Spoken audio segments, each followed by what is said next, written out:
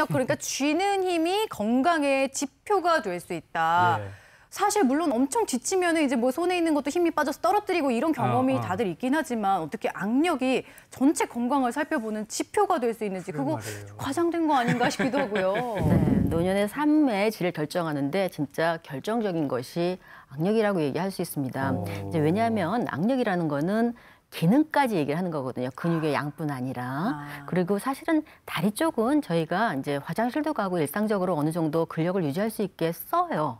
근데 반면에 팔은 사실은 그렇게 많이 쓰질 않거든요. 실제적으로 뭐를 들거나 쓰지 않으면 잘 쓰지 않는 구조라서 악력이 제대로 돼 있다는 거는 다리의 근력과는 조금 더 다른 의미를 가질 수 있고요. 그래서 보통 50세가 넘어가면 30대부터 조금 근력이 떨어지는데 50세가 넘어가면 매 10년당 15에서 20% 정도 근력이 떨어진다고 보고되고 있고요. 그래서 70대가 되면 50대에 한 70%. 30% 정도 빠지게 되는 거죠. 근데 이제 근력이 연세가 많이 드신 분들은 요새 같은 때 운동 못하고 그리고 또 식욕이 좀 떨어지고 이러시면서 굉장히 근력이 많이 떨어지면서 걸음걸이가 이렇게 종전걸음 같이 힘이 없어서 넘어질까 봐요. 이렇게 되시는 분들이 굉장히 많아요. 그래서 최근에 이제 영국에서 연구인데요. 42개의 연구를 종합해서 한 300만 2,000명 정도? 그렇게 굉장히 많은 것들을 종합한 거죠. 그 연구 결과를 봤을 때 악력이 떨어지면 암 발생, 심혈관 질환 발생뿐 아니라 그로 인한 사망률도 모두 증가하는 거로 보고되었고요. 거기에 있어서 우리가 이제 보통 이제 악력이 아니라 보통의 연구에서는 신체 활동, 운동을 얼마나 하느냐 이런 거를 보통 보정하고 그 사람의 혈압이나 당뇨나 이런 것들을 보정하는데 그런 신체 활동이나 그런 것보다도 훨씬 큰 영향력을 발휘했다고 보고됩니다. 네, 그야말로 진짜 이 손바닥만한 작은 면적인데 우리 건강에 많은 것들을 대변해주는 대변인 역할을 하는 거잖아요. 그러고 보면 손이 기능도 다양하고 또 알려주는 정보도 굉장히 많은 것 같아요, 김 교수님. 네, 손은 우리 손을 담당하고 있는 뇌세포는 그 다른 그 신체들을 담당하는 뇌세포들에 비해서 훨씬 많습니다. 그만큼 그 뇌세포가 많다는 이유는 더 세밀하고 정교한 그런 작업들을 이렇게 할 수 있게 해주고요. 또 손을 통해서 이렇게 학습되어지는 정보들을 이렇게 많이 보관하고 있다가 활용한다는 뜻이죠. 근데 손은 또 이렇게 강한 힘을 발휘할 때는 이 팔꿈치에서 손끝까지 오는 그 바깥 근육, 외제 근육이라고 불리는 그 근육에 의해서 작용하고요. 섬세하고 세밀한 동작들은 우리 손바닥하고 손등에만 있는 그런 근육이라 해서 내재 근육이라고 불리는데 그런 내재 근육에 의해서 조절이 됩니다. 그래서 우리 악력이라고 하는 거는 외제 근육하고 내재 근육의 우리가 이게 협응성, 코디네이션을 통해서 이렇게 조화롭게 작용해야지만 큰 힘을 발휘할 수 있는데 실제로 우리가 손의 그 악력이 높을수록 그 심폐지구력이라든지 아니면 팔다리의 근력이 높다는 그런 상관성 때문에 우리가 소방관이나 아니면 경찰 공무원을 뽑을 때 그 강인한 체력을 테스트하는 그런 지표로서 활용을 할 수가 있습니다. 그래서 손의 악력을 우리가 평가해 보면 그분의 건강을 우리가 판단할 수가 있겠습니다. 갑자기 막 손을 만지작거리게 되고 뭔가 손이 좀 달리 보이는 대단해 보이기도 하는데요. 요 악력에 주목해야 하는 이유, 악력이 안 좋으면 안 좋을수록 이런 질환들의 위험성도 높아진다고 해요. 어떤 질환들인지 하나하나 살펴봅니다. 악력이 낮은 사람, 이것이 높다. 뭘까요? 고혈압 발생 위험이 2배가 높아진다고요, 김 교수님. 네, 사실은 근육을 저희가 평가할 때는 3가지를 봐야 됩니다. 첫 번째는 근육의 양을 봐야 되고요. 두 번째는 근육의 힘, 그리고 세 번째는 근육의 기능을 봅니다. 근육의 양을 본다라는 것은 본인이 얼마나 근육이 많다라는 것을 보여주는 걸 거고요. 지금 이야기하신 악력과 같은 것들은 근육의 힘을 보여주는 겁니다. 이렇게 근육의 힘이 만약에 떨어져 있게 되면 결국에 이러한 사람들이 일상생활에서의 어떤 활동을 하는 능력도 떨어지게 될 거고 활동을 잘 못하게 되면 혈액순환이라든지 각종 성인병에 걸릴 확률이 높아지기 때문에 결국 근력이 떨어져 있다는 것은 환자들이 대사증후군이라고 하는 각종 성인병, 당뇨병, 고혈압과 같은 질환에 노출되기가 쉽다는 것을 의미하는 거고요.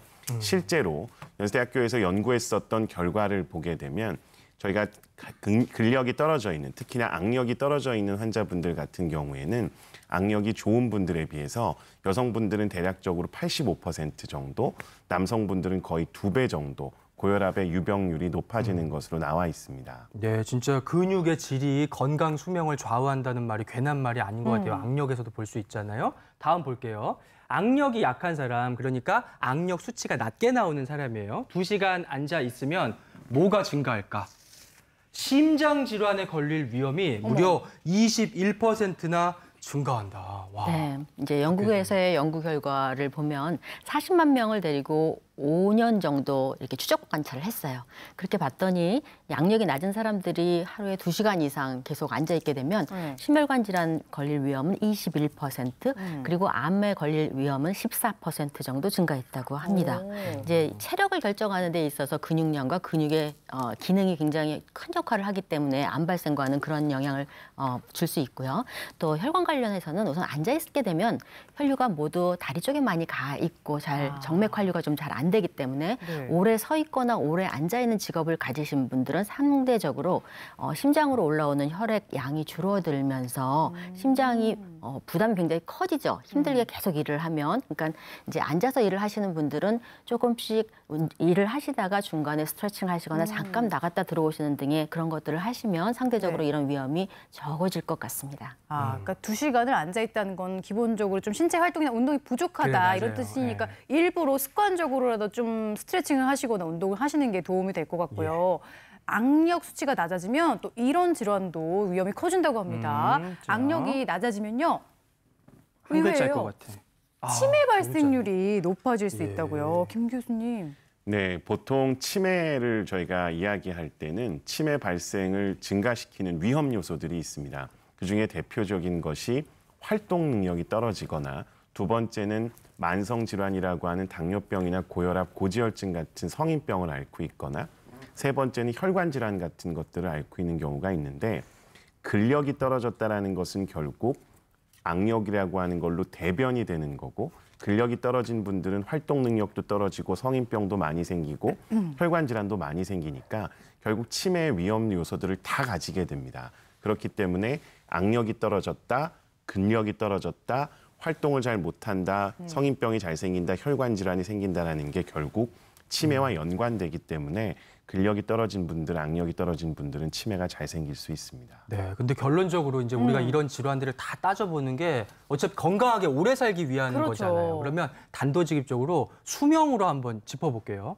악력이 5kg이 낮아지면 사망률이 16%나 증가한대요. 네. 놀라운데요, 박 교수님. 그렇습니다. 캐나다의 한 대학병원에서 2003년에서 2009년까지 총 14만 명의 성인을 4년간 추적 관찰을 했습니다. 이렇게 봤을 때 총 사망 위험은 16% 증가했고요. 심혈관 질환 사망 위험은 17%, 또 심근경색이나 또 뇌 경색 뭐 이런 것들로 인한 사망은 7에서 9%, 그 이외에 심혈관 질환 말고 다른 것으로 사망할 위험도 17%나 증가했습니다. 이거는 다리의 근력은 말씀드린 것처럼 기본적으로 이제 다리를 많이 쓰기 때문에요. 아무리 그래도 팔은 안 써도 이렇게 다리는 움직이게 돼 있거든요. 그렇죠. 그래서 이제 먹은 것에 연세가 드시면 식사하신 것이 굉장히 큰 영향을 미치는데 상대적으로 젊었을 때는 그게 큰 영향을 안 미쳐요. 왜냐하면은 장기가 건강하기 때문에 조금 좀 모자라는 상황이 돼도 이렇게 운동만 하거나 이제 마이토콘드리아나 이런 거에 기능이 좋기 때문에 잘 돌아가는데 반면에 연세가 드시면 식사를 제대로 못 하시면 움직임이 어려워지는 그런 상태가 되거든요. 그래서 다리는 주로 음식이 먼저 갑니다. 그러니까 음식을 먹었으면 한 3분의 2 정도는 다리로 가는 거기 때문에 그런 반면에 상체나 악력 이런 것들은 사실은 움직임을 굉장히 더 반영한다고 볼 수 있어요. 결과적으로 사람은 몸을 움직여야 건강하다는 것을 의미하고 몸을 움직일 수 있을 만큼 먹어주면 건강할 수 있다는 것을 의미합니다.